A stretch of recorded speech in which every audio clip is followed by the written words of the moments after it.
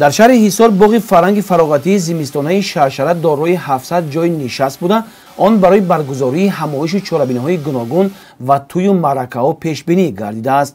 ҳамчунин дар ин ҷо ҷиҳати қабули сайёҳону истироҳати шаҳрвандон шароити мусоид фароҳам гардидааст. иншоот дорои боғи муҳташами зимистона буда, дар дохили он гулу буттаҳои нодир ва дарахтони ҳамешасабз шинонда шудааст.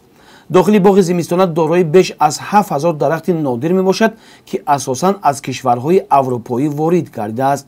ин дарахтон дар баробари зебу зиннати хоса доштанашон ҳамчунин ба саломатии фароғаткунандагон низ фоидаовар мебошад. гирду атрофи боғ бошад бо зиёда аз 4500 мех дарахти сояафкан оро ёфта, ҳамчунин иншоотро 105000 гулу буттаҳои ороишӣ зебу зиннат медиҳанд. бо истифода аз имконоти фароҳам овардашуда сокинону меҳмонон дар тамоми фасли сол метавонанд дар иҳотаи табиати зебову сабз истироҳати худро хубу хотирмон сипарӣ намоянд. дохили боғи зимистона бо мизу курсӣ таъмин буда, ҳамчунин роҳраву гӯшаҳои он бо санъати баланди меъморӣ ва шаклу намои муосир оро ёфтааст. дар боғи фаранги фароғатии зимистонаи шаршара барои хурдсолон низ толорҳои алоҳидаи бозӣ ташкил гардида бо дастгоҳҳои дилхушӣ муҷаҳҳаз мебошад. қобили қайд аст, ки дар иншооти мазкур 65 нафар сокини маҳаллӣ соҳиби ҷои кори доимӣ гардиданд.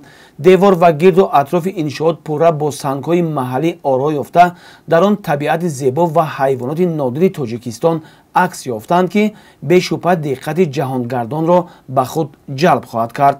дар сани маҷмӯа шаршараи муҳташам ва фаввораи зебо бунёд ёфта барои фароғати сокинон насб гардидааст. бо ташаббуси пешвои миллат асосгузори сулҳу ваҳдат Эмомалӣ Раҳмон 18 сентябри соли равон маҷмӯаи фарҳангию фароғатии шаршара сохта ба истифода дода шуд.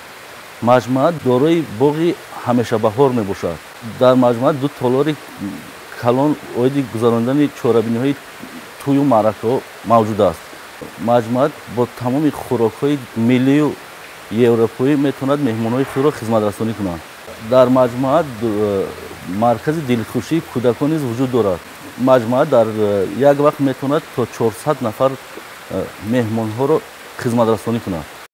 бояд қайд кард, ки боғи фаранги фароғатии зимистонаи шаршараи шаҳри ҳисор дар доираи нақша чорабиниҳо бахшида ба 30-солагии истиқлолияти давлатии ҷумҳурии Тоҷикистон бунёд гардида, ба татбиқи ҳадафҳои солҳои рушди деҳот, сайёҳӣ ва ҳунарҳои мардумӣ низ мусоидат намуда, минбаъда фаъолияти маҷмӯа густариш ёфта, дар дохили он иншооти нав бунёд хоҳад ёфт. гузориши Хуршед Ҳалимов, Тоҳир Сулаймонов аз шаҳри Ҳисор барои барномаи иттилоотии Навид.